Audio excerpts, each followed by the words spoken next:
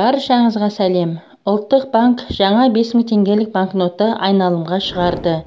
Қазақстан ұлттық банкі 2023 жылғы 25 желтоқсаннан бастап жаңа дизайндағы 2023 жылғы үлгідегі номиналы 5000 теңгелік банкноталарды айналымға шығарды. Түсі қызыл, қызғылт сары.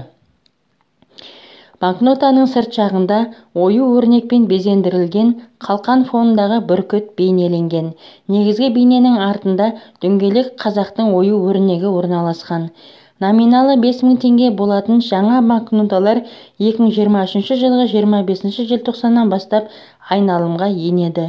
Және жыл бойы айналымдағы 2011 жылғы үлгідегі номиналы 5000 теңге болатын ұлттық валюта банкноталарымен ауыстырылады.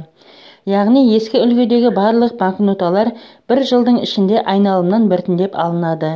Тиісінше, банкноталар айналымда қатар жүрген уақытта халыққа ескі үлгідегі банкноталарды екінші деңгейлі банктердегі немесе КОБ филиалдарындағы жаңа банкноталарға айырбастаудың қажеті жоқ.